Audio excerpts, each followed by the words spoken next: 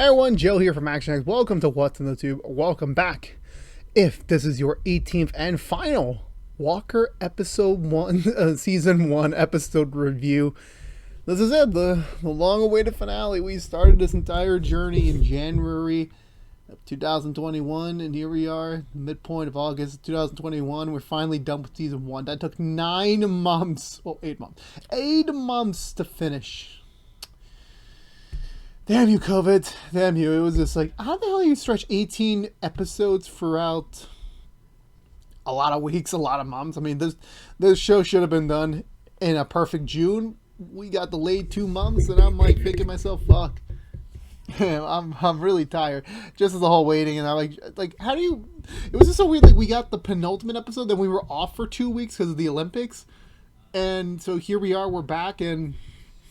Oh man, let's get through it. This finale felt... I very much was a little bit more critical in the last episode because I was kind of very bummed that they were going to be once again going back to the Emily storyline, even though we had a somewhat of a good resolution in the 13th episode. But however, well, not the 13th episode, the 10th or 11th, I forgot which one specifically. I think it was the 10th. We wrapped it up there, and then when we got to that last week, not last week, last episode, I was very bummed that we were going to once again, like, potentially, like, ruin that storyline wrap up because we just needed something to, like, intensify the finale. Honestly, now going through after this episode, I think it made sense because we got to see the full story now. We know this entire story from back and forth. Kind of a weird pacing issue, to be honest with you, but at the end of the day, I still think that they did the best they could, and they did a pretty good job. So let's go through the Butcher Recon and talk about the finale for Walker's first season. So we begin with Walker holding the guy. Again, this is the one problem with Walker. You literally make me remember the character's name, and then so much has happened in the last 2 weeks that I literally forgot about them. Like, it is gone.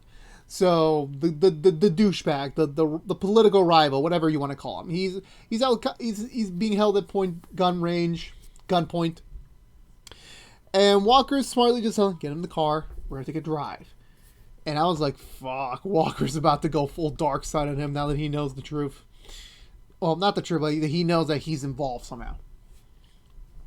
So they start driving, and for a little bit, no one else is the wiser just quite yet. Mickey and Trey are still entertaining Trey's mother, which is now more peaceful. But of course, obviously, the topic once again comes up about Mickey's mother's situation. You know, her real birth mother, and of course her adopted mother that still has something to be resolved and dealt with, but it's not quite figured out just quite yet, so to speak. Meanwhile, for the Walkers, they're presumably still none the wiser. They take up on the political rival's offer of just going to his house and just, chilling out there. It's still the same day, so I guess they just transitioned the barbecue portion to, like, another place. And also, I completely forgot, they're apparently waiting on the election results, so I'm just thinking to myself, wait, we're already done with the election? I thought we were still voting, and I'm just so confused. Like, timeline-wise, this is still the same day, but, okay. Kind of weird, but whatever. Whatever may be, they're over there, they're at his house, and they're just like, admiring its beauty and just looking around and all the mementos and just seeing how many Walker family photos are there and just how important this guy is in their lives, even though that right now he and Liam are currently in a political battle. So it was pretty sweet, and also just at the same time, like, oof, they're about to be hugely disappointed.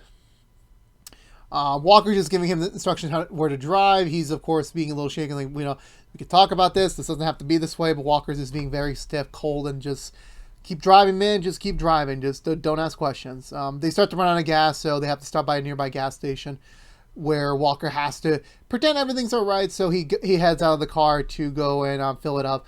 However, he stupidly forgets to check that this guy has a phone. And he left him alone, and he sends a mass text to certain people that, hey, I've been kidnapped by Walker, so send backup. I need help. Eventually, everyone catches wind of it, starting with Captain James. He calls in Mickey at first to get acquainted. It's like, we don't know what's going on. There's a lot of, connections, but right now, Walker is considered rogue. Mickey gets the first call from Walker as Walker gives her a brief rundown. And of course, he needs Mickey's help to kind of just keep the police off his tail for a bit.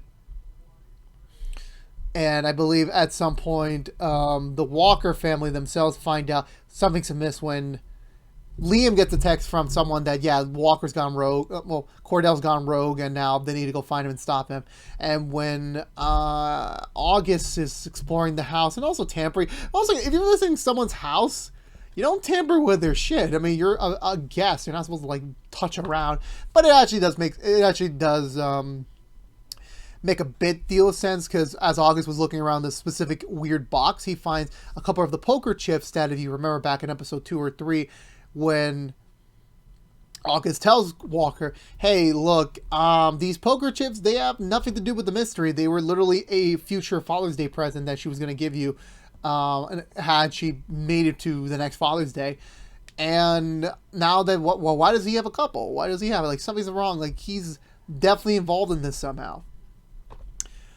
I believe there was a lot of stuff happening. This was a very fast pace this week, but also I know Mickey and Trey get recruited to go and try and like, they know about everything that's going on with Walker, but they're aware that Carlos, the guy they thought killed Emily, is still at the hospital and is a potential risk to get assassinated, since he technically blabbed to Walker on who really did it or who was also involved in it. So now they're gonna be like, oh, he's a tattletale. That's no good. He's gonna expose us. We need to keep our monies. We need to keep our status. So we need to kill him.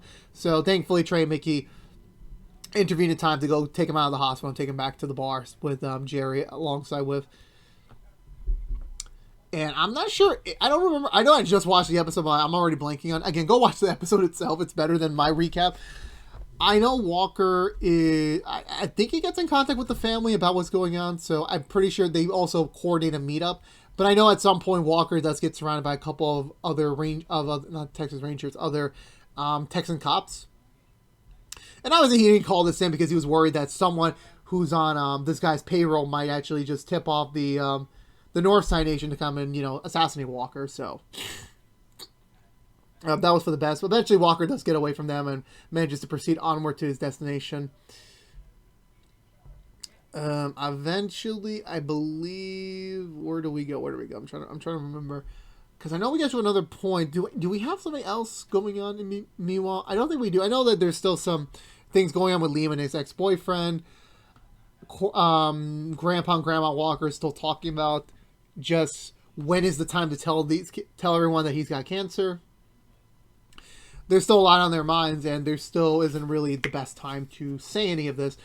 But I think eventually they just drop everything. They head off into the middle of somewhere in Texas land at night, where they all meet up. The entire family meet up with Walker and the political rival. I don't know his name. I give up at this point. They all meet up. They all get to this crossroads, and Walker forces them, like, okay, now we're all here. You're gonna tell us what exactly your role was in this entire night. Right now, you're going to confess. And thankfully he does. So we get the full, proper, unabridged story of how Emily Walker died in the start of the series. So that night, as many of you remember back from the first episode, she was already there to help with the people who were going to cross over, help with the border people, give them water, food, a little bit of help. And as we remember back in the episode 9 or 10, from the shooter, that she accidentally discovered them during the middle of a drug transport, drop a barrel of the drugs, and she saw the whole thing, and she already recognized him, the political rival. He was also there too. So once he immediately recognized her, and Emily also saw basically most of everything, they decided to go kill her, and Emily tries to run away. The woman misses her first shot, but she keeps running, but sadly, however, she does get the second shot, and Emily does fall down. But it's not enough to kill her, since there were 2 gunshot wounds. So there was only accounting for 1 from the woman, Callie, I believe her name was. But where did the second one come from? But they already knew who it was, but they just want to hear the confession. So they catch up to her, and originally she's about to the woman is about to shoot Emily. However, the other guy stops her and says, look, she's a friend. She's the wife to a ranger. And everyone's like, oh, hell no, we cannot get involved in this. She needs to die right now. But he attempts to like say no, we can't do that. Let's go take her to the hospital. Let's go get her some help. But then she just hands him the gun like, she's your friend. You know her. You finish this. And he's like torn because like, again, money, status, and also the friendness of Northside Nation. He can't give that up. He really can't. So he has no choice but to shoot Emily. And just seeing the Walker family's faces as, you know, now they fully know the story of that night. It hurts them because like they've had to relive Emily's death so many times in the last year and some change that it's really hard for them. And now, of course, now they finally have the full story, and then now they can have some sense of closure. But it just hurts every time. They're like so many more layers. Like it was just at the end of the night, this wasn't a planned conspiracy. This was just an unfortunate accident. This really was that became a conspiracy, just to protect the people who are in the higher ups, and it really hurts. And you know, I'm pretty sure every one of them at some point during the story wanted to go up to this guy and kill him, because regardless if he wasn't the one who fired the first shot, he did fire the second shot, which did actually kill Emily. And then meanwhile, back at the bar, we get the other side of the story, which is where Jerry found Emily when Mickey asked her, "Hey, why are you back in town? Are you back in town for good? Are you going to leave again?" And she's like, and she also tells her everything about the Northside Nation connection with the bar, and also how it ended up with Emily's murder and all that source, and how was her visceral reaction when she first saw Emily in the field, you know, dead. And well, back on the other side of things, yeah, the Walker family, now that they've heard everything, the says is ready to like, look, I'm ready to atone. I'm ready to like pay my dues. So arrest me, put me away. And there was a little bit of suspense. Like, was this enough? Like, well, again, it wasn't like the first shot, but it was still the one to actually kill her. So Walker, for a moment, was kind of like, I should kill this guy, but he doesn't. He puts the cuffs on him. Well, he does that off screen, and they take him away, giving him like a witness protection and everything as he's about to go into the station house and confess to everything, you know, tell what the hell's going on, what was the truth of the matter. And conveniently enough, I don't think we get any of the scenes in between, though. We get it afterwards, but the only thing that does happen is that Mickey's also transporting Carlos over to the station to just, I guess, clear him and also just put his side of the story as well. He's still part of this new testimony, which is going to really help him in their case against the Northside Nation. But of course, as obviously someone catches wind of this, they prepare a sniper across the way and they shoot the dude, and everyone else just starts shooting, but he gets away. They manage to bring him inside, but he doesn't make it. But he whispers a message to Walker, which I'm like, this is probably gonna be some crucial detail for season 2. So they leave it off there. They didn't really explore that much there. But beyond that moment, despite that, they head back to the office, and despite everything that happened, it's still a win. Like, they still figure out the entirety of Emily's case. They're still taking down the nation. They still got to take down Northside, and there's like other things they need to do. So, like, the war is not over, but this specific battle's won. And Walker does guarantee, like, yeah, I'm still gonna be a ranger. I'm still gonna stick around and, you know, help you guys out. So don't worry about that. I'm not leaving. And so they continue onwards before Mickey's allowed to leave the room. Captain James stops her and like lets her know that, hey, there's another organization that was actually targeting Walker during all this, that it could be a potential friend. And he's considering Mickey goes undercover for them to kind of get in there and try to figure out what they're up to. And of course, obviously, things are a little bit tricky since, you know, Mickey's just gotten to this new place in her life that isn't really the right time for her to pull out just to do an undercover case. So there's a lot of issues. She hasn't given an answer yet, but she still has some other things to take care of before she does potentially leave. There are some things. Meanwhile, for everyone else, again, the results of Liam's DA election didn't go through. Just for we don't know the results yet, but I'm presuming he did win because of default. And he does talk with his ex-boyfriend about potentially starting over their relationship, just starting from the ground up and seeing where this attempt might go. And it seems like they're gonna make it this time. We'll see how that goes. Grandpa and Grandma Walker finally get to the stage of like acceptance with each other and being back in love with each other. Of course, they will tell the kids now that everything is passed. So they're going to tell them what's going on and what the truth is. So soon they'll have those answers. And then also for them to deal with this next big family issue that they're going to have to deal with soon.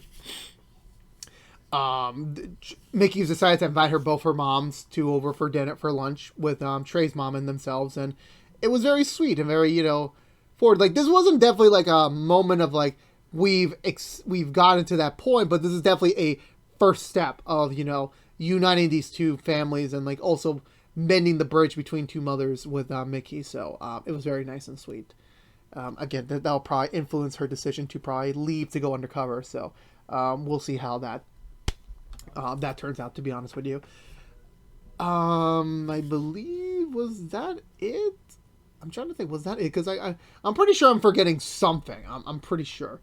I'm trying to see if like nothing's going to pop up in my head. I don't believe that's the case. I do know eventually we get back to the Walker house and Stella and August are just talking about like, is everything okay between them? Like, and Stella's like, yeah, everything's fine. It's just, there have been some moments in recent days that she wishes that she can go through a mirror or something and just go to another world. And it's like, this ain't Alice in Wonderland, woman. This ain't it. Walker comes home and he's happy to be home. He's tired, of course, obviously, with everything that happened. And his kids are just happy for him to be home as well. And Stella asks him, hey, why'd you even stay in Texas? Like, you could have went anywhere else after you turned 18, after you graduated. And he's like, this is home. This has always been my home. It's always going to be my home. And of course, I don't think I remember this moment. I don't think they've talked about this at all during the season, that Walker was apparently in the Marines. Like, did they ever mention that? I could be wrong. Maybe I skipped over that detail. I mean, I know Mickey has done some service. I know Trey has. The Walker did? I don't remember. I mean, then again, Walker is like I think he's in his 40s now, so I'm like, he's lived a life, so. I don't remember. Was he? I don't remember. I really don't remember at all. But yeah, so he's done some stuff in his Marines career that I'm pretty sure is going to be the new backstory stuff for season 2, so we'll probably see more of that next season. But even despite that, that's why he came home, so that he can, be home again. And they all relax on the couch, be happy together, being a family. And we're presumably getting the final Emily Mirage as she watches her family, fully moving on from her. Like, not in a bad way, but fully moving on to like, life is going to move on now, and we're in a better place now, and we're happy. However, it's not quite over yet, because we see the camera shot of Walker and his two kids just relaxing on the couch. Slowly turns into a CCTV kind of footage, and I'm just thinking, oh no. Someone is watching the Walker family. We don't know who, or how they even got these cameras in their house.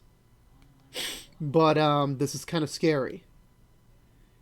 And we should all be scared, because we have no idea who this guy is. We don't know who he is. It's a very generic looking dude. What is his role in this? Could it be connected to Walker's Marine life? Who knows? Because that was the end of season 1 of Walker. So for me overall, I think this was a pretty good finale. I really was. Again, I may have been a little bit too overstretched with my remark that this is not the right move to bring back Emily's thing already again, but this definitely now feels like this is the complete story. There is no more extra chapters. There's no more extra connections. This is it. Nothing more, and I liked it. Seeing the development, the change in Walker's character, where this is not the same Walker we got in the first episode. Where in the first episode, Walker, fresh out of his undercover stint, fresh out of everything that just happened to him, seeing that Walker that overreacts and does anything he wants, to now here where it's like, yeah, he's still a little unhinged at times, but he kept himself, in check, not proceeding to actually kill the guy. He still did the right thing at the end, so it's like he's definitely grown a lot this season. Definitely, we definitely saw that change in him. Seeing Mickey finally making the first step to try to reconnect with her moms is very nice, and hopefully we get to see more of that next season in a much slower pace, because I don't want it to be mean like, hey, we're all close and friends now. Like, hopefully it's not. This has definitely felt like we are for a long journey, but this was a nice first step for them. I believe we get to. Ooh, I don't exactly remember. I mean, for everyone else, it was just very nice and sweet. They're just wrapping up the season arcs for them and just putting in like a nice, neat bow for them, leaving it off in a good place for next season. So I liked everything the way they wrapped it up, and also setting up things for season 2 to explore. There's a lot of potential for them to explore further. I'll talk about more of that about that in a couple of weeks on the season 2 predictions video. But overall, for this episode, I think they did a pretty solid job of wrapping everything up, despite having to reopen Emily's murder storyline once again. So I'm going to give this episode 1 3/4 thumbs up around that. So it's weird. Yeah, you know what I mean. So that being said, I think that's going to do it for me, everyone. And so you're unaware, this has been your final Walker episode review for season 1. If you want to know what we're doing overall, what's the 2, besides our now concluded Walker episode reviews, we are doing High School Musical, the musical, the series, season 2 episode reviews each and every Saturday mornings after brand new episode on Friday nights, on Fridays on Disney Plus. That is currently wrapped up. We are currently releasing tomorrow the season 3 predictions video, and that was a lot of fun to do. And I can't wait for you guys to hear my thoughts about where season 3 could hopefully go whenever that does get renewed. But after tomorrow, that will be the end of our High School Musical slot. This coming Monday, we're about to start our brand new Heels episode reviews that will be coming out on Stars every Sunday night, and we will be posting our reviews each and every Monday mornings. We're also doing DC Stargirl episode reviews for season 2 each and every Wednesday mornings after a brand new episode on Tuesday nights on the CW, or free the next day on the CW app. We are also doing this Sunday a special First Impressions. We are reviewing all 3 first episodes of Titans season 3, and oh man, I just watched it before I did this one. I'm recording my review tomorrow, and I'm just going to say that's going to be gold, so please stay tuned. And also, hopefully, it will be a first impression that will also be the pilot for a potential review series, so please give it a watch, give it a support when you can, because I'm really stoked about this season of Titans. I have not been this stoked about Titans in forever. So please share that support. But if you only care about Walker, you're still in luck. Even though the season is over, we will be back next week with the season 1 review, which will be a non-spoiler review on Walker. Then we will be going into a season 2 prediction the following week, and that will wrap up our first season coverage for Walker, because then we will be back in October for season 2, making it the shortest time periods for away. I think it's only like 7 weeks off. Like, that is nothing. Hell, that could be just another Walker hiatus, and I'm just like, oh, here we go again. Hopefully we won't get another Walker hiatus, because I can't do more. I'm freaking tired. But again, this has been What's in the Two from ActionX, reviewing Walker. Please subscribe to ActionX on youtube.com/ActionX videos. Please ring that bell for notification when our next Walker video is live, which is normally each and every Friday mornings. Please follow us on social media, which includes our brand new Instagram page, as well as like, favorite, share this video if you want to, but it helps us get it out there to other members of the Walker family who has yet to discover us, helps us beat up that YouTube algorithm that hates me ever so much, and as well as sharing is for free here on the internet. And thus, with that being said, for all you members of the Walker family, if you're not going to join us for the last 2 weeks, thank you so much for watching our reviews. It has been a blast. It has been a long freaking time, and I love wearing my cowboy hat. I still got 2 more weeks of it, so I'm not quite done yet. But it's been so long. I'm so tired. But I enjoyed the ride, and hopefully you enjoyed the ride too. And I can't wait to see you all again this October for season 2 episode reviews. But until then, stay safe out there, be good to each other, and as always, howdy, y'all.